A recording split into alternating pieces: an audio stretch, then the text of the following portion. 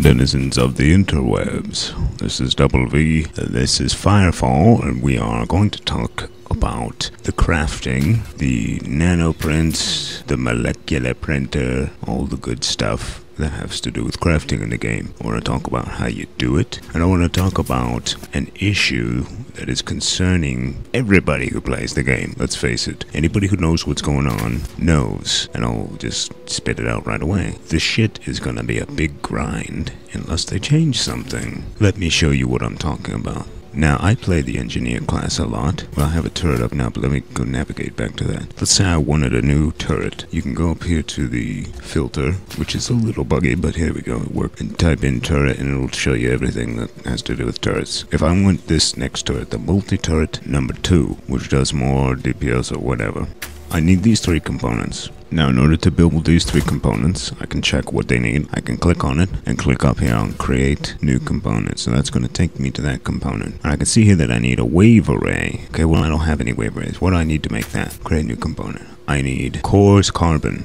Well, damn it, now it doesn't tell me how to make coarse carbon, but I figured it out. You go, let's remove the filter.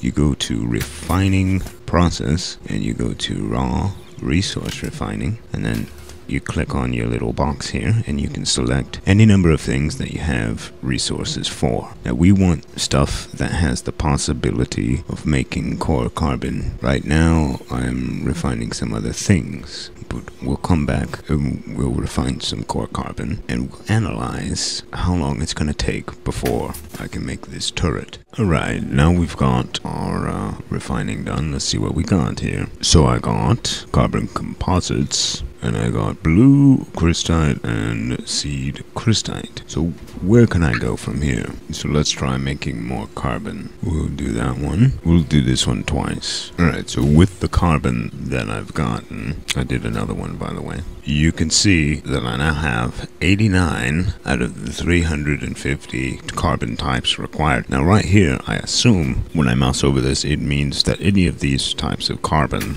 will apply. I made some energized carbon just now, and I've got, I don't even remember what that one is that I'm crafting at the moment, but the point is, when I get to 350, I can make a wave array, which is one of the components that I needed for my turret, right? Well, it takes quite a long time to get all that carbon. You have to do thumping, or you have to get really lucky killing stuff. I guess you can get carbon that way. Haven't really been paying attention, but I know you can get it by thumping. Well, the reason people are concerned about this is because I've seen some preliminary calculations, and to get all the stuff in the game that you'd want to get for advancement, it would take like hundreds, maybe thousands of hours of straight thump grinding. And then on top of that, it takes weeks and weeks worth of watching the craft window time down, as you would in, say, EVE Online. I'm not really worried about this, and I'll tell you why. This game is early in development. They're calling it beta, but it's really not. I mean, there's lots of features they haven't even touched yet, or they haven't implemented whatsoever, I should say. Of course, they've been working on them. Now, there's no trading in the game, and you need to remember that if we end up with a nice market or auction system here, all this stuff is going to be much easier to acquire for those that want to, because a lot of people are going to see some of this stuff as being stuff they don't really want. Only the serious players are going to beef themselves all the way out, right? So there's going to be lots of people selling stuff. There's going to be certain people that dedicate themselves to the grind that I was talking about before, just to play the market. You know, that's not uncommon whatsoever in games. And it won't seem that way. You know, it seems that way now because we have no way to trade, so you have to grind it out. But when there's a way to trade, this is going to be alleviated to a point where I don't think it's going to be such a big deal to get this stuff. I do agree that they should lower it for the purposes of this testing phase. Why? Because it's almost impossible for people to even touch any of this stuff. You know, to get the maximum level up, as it were, which we'll show in a minute. Like I said, the calculations people were coming up with was a ridiculous amount of grinding, because you need resources to level up. You know what, let's just go look at it. This is the Battleframe Garage. And it's the new version, of course. It shows you a new system, but it's actually kind of interesting and exciting. How it works is you've got these 3 categories of things to level up on, and I'll explain them real quick. It sort of explains them here. Basically, the weight capacity or mass capacity affects your mobility. If you have more mass than your mass rating, you'll start to lose mobility. And if you have a surplus of mass rating compared to your mass, you'll gain mobility. You can see now, if I were to level this all the way up, my mobility would go to 110% rather than 100%. And this can be further stressed by leveling up the CPU. The CPU makes it so your components don't use the other 2 resources as much. The third stat being power. Power will increase your damage or decrease your damage if you have too much stuff that requires power. Right now I have a huge surplus of power, so I've got the capped amount of 125%. I assume that's the cap because it really doesn't go anywhere. Even if I get all the way up to here, it still says it would be at 125. So we're going to assume that it caps there. Now for the mobility, I don't know if it really caps at 110. I suppose I could take everything off and test, but what's the point? You know the mechanic. Makes you move faster.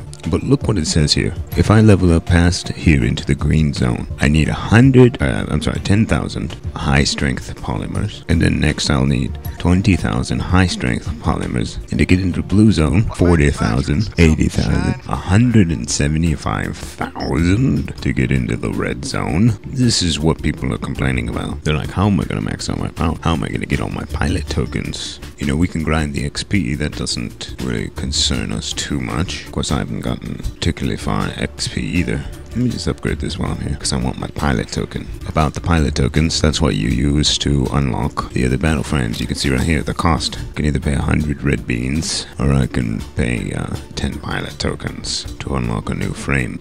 Now, I paid 100 red beans before to get this one, because I just couldn't wait to try it out. But you know, I could level up these categories in several different classes and get 10 pilot tokens and unlock, say, the Nighthawk here. It's a sniper. So that's a pretty simple mechanic. And of course, you can see towards the end, you get lots of battle tokens, but is it worth it? I mean, look at the cost of these things. Right now, in this closed beta, it's an unreachable grind. You'd have to be a cheater to get this done. And that's what people are worried and complaining about. Now, what I'm saying is, I wouldn't worry about that for release, because they're going to have a trading system. But yeah, sure, complain about it right now. Just don't tell them to start changing things permanently. I don't know, what didn't I go over?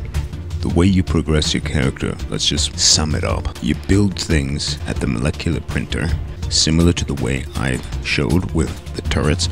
There's lots of other things you can find in there. Let's go back and take a look at it. Let's say you wanted to be a dreadnought gunner. If we come over here and we look at Battleframe modules for the dreadnought, let's go with for the Rhino, and let's go with the heavy laser machine gun number 2. I think I can build this already, spin it for it, because I have enough high tensile metals, right? But let's see, to build the actual machine gun number 2, you need these 3 components, and you do the same thing. You can click on it and see how you're gonna have to create that. Okay, well, we need to go down another level here. What do I need? Oh, I need metals, but I'm missing this. What do I need for this? Okay, so I can make that, and then I can make, you know, I'm already a few steps in on this one, for example. But see, I don't have a Rhino, so I'm not going to worry about this at the moment. But it's fairly simple once you go through it and ingest the way that it works. Now, to get all the raw materials, and once again, you do that at the refining process, raw resource refining, and then click on this, and you can start refining all your raw materials that you'll find out in the world. Okay, this is stuff that people are thumping for, and if you don't know how to thump, we can go over that real quick, because it's not too complex either. But it is an odd system, and if you didn't happen to check out the tutorial originally, you would never figure it out. Let me just put it that way. Somebody would have to tell you. I don't know why I'm lagging so much. This is weird. But here, you go somewhere outside of town, you go to your call down, resource gathering, and you whip out the thumping hammer, and then you smash the ground somewhere. This makes a wave in front of you, and it tells you whether or not it found some minerals. It didn't find any there, so I'm going to move forward and do it again. Connection's really lagging right now. Nothing here, so we move forward again outside of this thump zone. Somewhere up here. Okay, nothing there. What about further distraction? Nothing there yet either. Usually I find something by now. This is unfortunate. Let's go down here. This looks like a mining spot, doesn't it? No, I mean technically you could mine right here if you wanted. It's best if you go ahead and know what you're getting into. Oh, come on, we'll find one. We'll get it. No, nothing there. Alright, we found something. We found conductive polymers. Let me hit this again. It's showing that in this purple zone, that's where they are. I want to find out, kind of pinpoint what's going on here. See, in this direction, there's more of them. Now, in the spot that you hit, it's going to pop up a little icon and tell you how close you are to it. See how it's now 42%? And you see this, the height of the wave here? Look at this. See how the wave spikes way up right where I'm standing? Watch this. Now it's at 51%. The only place I see it may be higher is just standing right over here. Oh, no. It's higher right here. Hold on now.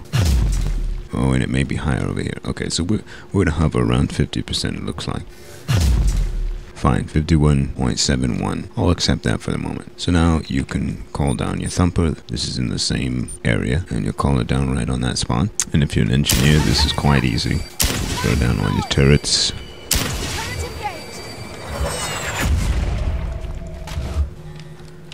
And whip out the grenade launcher.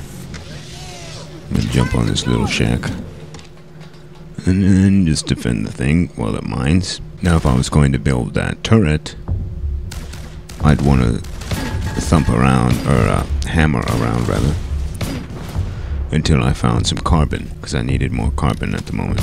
So hopefully by now I've spelled it out enough to where you can do this on your own. If not, feel free to pose some questions. This is meant to be a light tutorial. This is not serious business, as it were, but I believe I've gone over the basics.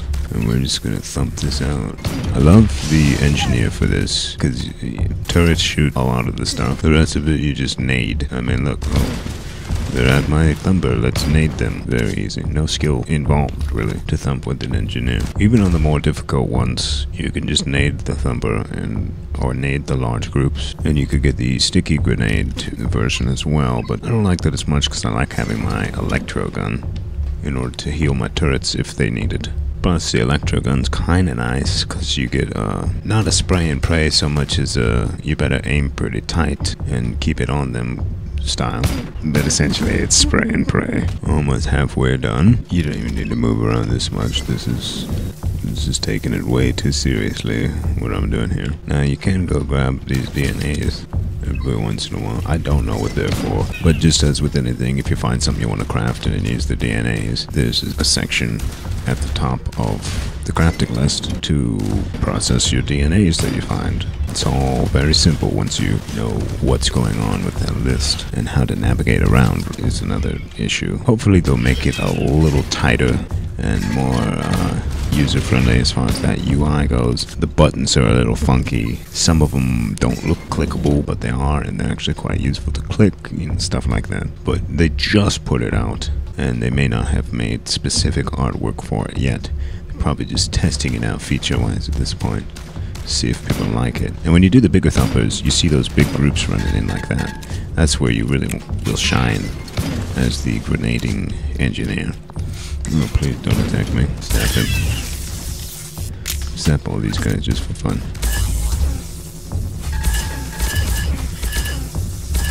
Spray and pray. Now I'm doing worse than usual. Oh no, we've gone down to 77%. I think we might fail. But usually it's very easy to not even take below 80%. Just standing there doing nothing. Thumper extraction complete. Let's see, we're not in any danger. So it's complete. So now we'll send it back. There you go. I got 292 raw conductive polymers. Wonderful. And so there you go. And then of course the gear that you craft will have a rating on it, power, mass, and it will take it down from the stats that you see that you level up in the garage. You want to keep a surplus of your mass and your power. That way you can be at maximum effectiveness. And if you find that the gear that you want is putting you under, then you could start leveling up that CPU. And that's basically how the whole thing works. Again, if you think I've missed something important, feel free to ask about it. But those are the basics of how you're going to progress at this point. In Firefall, you're going to build some new gear, and you're going to level up on the new Battleframe garage system. Yeah, I don't know. I don't think I need to say more than that right now. Hopefully this was beneficial to those of you who were confused. If not, once again, please ask me about it. I would be happy to rebut with an appropriate response. Until then, Double V out.